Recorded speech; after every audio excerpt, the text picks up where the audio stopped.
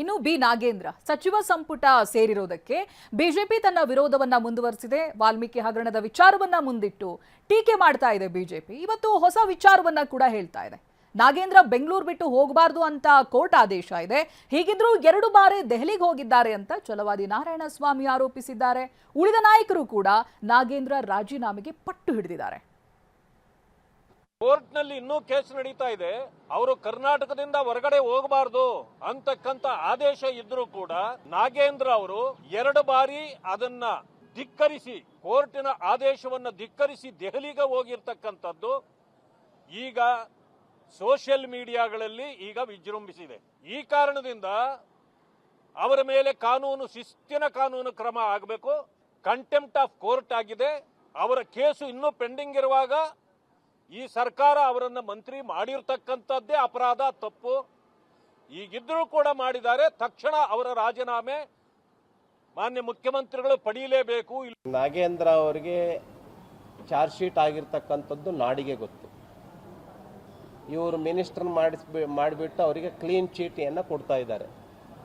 ಆದರೆ ಕರ್ನಾಟಕ ಎಲ್ಲರಿಗೂ ಕೂಡ ಗೊತ್ತು, ನಾಗೇಂದ್ರ ಅವರನ್ನು ಮತ್ತೆ ವಾಪಸ್ ಮಂತ್ರಿಯನ್ನಾಗಿ ಮಾಡಿದ್ದಕ್ಕೆ ಕಾಂಗ್ರೆಸ್ನಲ್ಲೂ ಅಸಮಾಧಾನ ಇದೆ.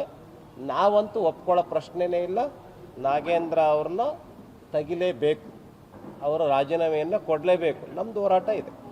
8 ಕೋಟಿ ರೂಪಾಯಿ ಮನಿ ಲ್ಯಾಂಡ್ರಿಂಗ್ ಕೇಸದಲ್ಲಿ ನಾಗೇಂದ್ರ ಅವರು ಇದ್ದಾರೆ. ಹೈಕಮಾಂಡ್ಗೆ ಒಂದು ರೀತಿ ದಾನದ ರೂಪದಲ್ಲಿ ಕೊಟ್ಟಂತವ್ರು ನಾಗೇಂದ್ರ ಅವರು. ಮತ್ತೆ ಪುನಃ ಇವತ್ತು ಇಷ್ಟೊಂದು ಆರೋಪಣೆ ಇದ್ದಂಥ ಟೈಮಲ್ಲಿ ಕೂಡ ಅವ್ರಿಗೆ ಮಂತ್ರಿ ಸ್ಥಾನವನ್ನು ಕೂಡ ಕೊಡಂತ ಕೆಲಸ, ಇವತ್ತು ಸಚಿನ್ ಆದಂಥವ್ರು ನಾಗೇಂದ್ರ ಅವರು.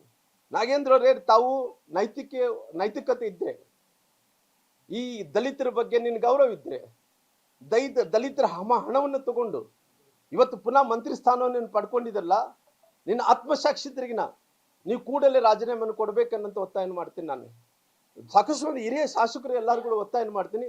ಎಲ್ಲಿ ತನಕ ಕೂಡ ನಾಗೇಂದ್ರ ಅವರು ರಾಜೀನಾಮೆ ಕೊಡಲ್ಲನೋ ಅಲ್ಲಿ ತನಕ ಸದನವನ್ನು ನಡೆಯಕ್ಕೂ ಕೊಡಬಾರದು. ಮೊದಲನೇ ಅಜೆಂಡನೇ ಇವತ್ತು ನಾಗೇಂದ್ರ ಅವರನ್ನ ರಾಜೀನಾಮೆಯನ್ನು ಕೊಡಬೇಕು ಅನ್ನೋಂಥ ಒತ್ತಾಯವನ್ನು ಮಾಡಬೇಕು. ಅಂತ ಭ್ರಷ್ಟರು ಈ ರಾಜ್ಯಕ್ಕೆ ಮಂತ್ರಿಗಳಾಗಿ ಮತ್ತೆ ಬರಬಾರದು. ಅಂತ ಭ್ರಷ್ಟ ಇವತ್ತು ಬಡವರ ಹಣ ತಿಂದಂಥವ್ರು, ದಲಿತರ ಹಣವನ್ನು ತಿಂದಂಥವ್ರು ಇವತ್ತು ದಲಿತರಂತಿರಲ್ಲ, ನಿಮ್ಗೆ ಏನ್ ನಾಚಿಕೆ ಆಗಲ್ಲ ನಿಮ್ಗೆ? ನಾಗೇಂದ್ರ ಅನುಮತಿ ಇಲ್ಲದೆ ದೆಹಲಿಗೆ ಹೋಗಿದ್ರೆ ತಪ್ಪು ಅಂತ ವಿಜಯಪುರದಲ್ಲಿ ಸಚಿವ ಯತೀಂದ್ರ ಸಿದ್ದರಾಮಯ್ಯ ಹೇಳಿಕೆಯನ್ನ ಕೊಟ್ಟಿದ್ದಾರೆ. ಮತ್ತೊಂದು ಕಡೆ ಸಚಿವ ಪ್ರಿಯಾಂಕ್ ಖರ್ಗೆ ಇಡಿ ಐಟಿಯನ್ನ ಪ್ರಸ್ತಾಪಿಸಿ ಬಿಜೆಪಿಗೆ ತಿರುಗೇಟನ್ನ ಕೊಟ್ಟಿದ್ದಾರೆ. ನಾಗೇಂದ್ರ ಅವರು ಸಚಿವ ಸ್ಥಾನ ತಗೊಂಡಿದ್ದಾರೆ, ಆದರೆ ಅವ್ರಿಗೆ ಕೋರ್ಟ್ ಇಂದ ಪರ್ಮಿಷನ್ ತಗೊಂಡು ಔಟ್ ಆಫ್ ಸ್ಟೇಟ್ ಹೋಗ್ಬೇಕಂತಿತ್ತು. ಬಟ್ ಡೆಲ್ಲಿಗೆ ಹೋಗಿದ್ದಾರೆ ಅಂತ ಹೇಳಿ ಅದನ್ನ ಹೊರತುಪಡಿಸಿ ಪರ್ಮಿಷನ್ ತಗೊಳ್ಳಾರ್ದೆ ಡೆಲ್ಲಿಗೆ, ಅಂದ್ರೆ ಲಾಬಿ ಮಾಡಲಿಕ್ಕೆ ಸಚಿವ ಸ್ಥಾನಕ್ಕಾಗಿ ಡೆಲ್ಲಿಗೆ ಹೋಗಿದ್ದಾರೆ. ನನಗೆ ಗೊತ್ತಿರಲಿಲ್ಲ ಕೋರ್ಟಿಂದ ಆ ರೀತಿ ಆದೇಶ ಇದೆ ಅಂತ ಹೇಳಿ.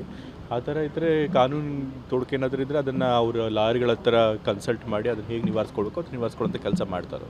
ಅಲ್ಲ, ಈ ರೀತಿ ಇದ್ದಾಗ ಕೂಡ ಹಂಗೆ ಹೋಗಿದ್ರೆ ತಪ್ಪಲ್ಲ. ಹೋಗಬಾರ್ದಾಗಿತ್ತು. ಬಹುಶಃ ಅವ್ರಿಗೆ ಗೊತ್ತಾಗಿಲ್ಲ ಅನ್ಸುತ್ತೆ, ಓವರ್ ಸೈಟ್ ಆಗಿದೆ. ಬಟ್ ಅವ್ರು ಲಾಯರ್ಗಳ ಜೊತೆ ಕನ್ಸಲ್ಟ್ ಮಾಡಿ ಅದಕ್ಕೆ ಕಾನೂನಾತ್ಮಕ ಏನು ಕ್ರಮ ತಗೋಬೇಕು ತಗೊಳ್ತಾರೆ.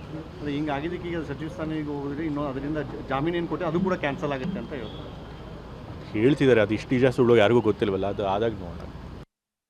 ನೋಡಿ, IT, ED, CBI ಇವೆಲ್ಲನೂ ಕೂಡ ತೊಂದರೆ ಕೊಡಕ್ಕೆ ತಾನೇ ಸಾಕಿರೋದು ಇವರೆಲ್ಲರೂ. ಕೇಂದ್ರ ಸರ್ಕಾರದವರು ಕೊಡಲಿ, ಅದೇನಿದೆ ನಾಗೇಂದ್ರ ಅವರು ಎದುರಿಸ್ತಾರೆ. ಏನಿದೆ, ನಾವು ಲೀಗಲಿನೇ ಹೋಗಬೇಕಲ್ಲ. ಮಾಧ್ಯಮದಲ್ಲಿ ಬಂದು ನಾನಾಗಲಿ ನಾಗೇಂದ್ರ ಅವ್ರು ಮಾತಾಡೋದ್ರಾಗಲಿ ಏನು ಪ್ರಯೋಜನ ಇಲ್ಲ.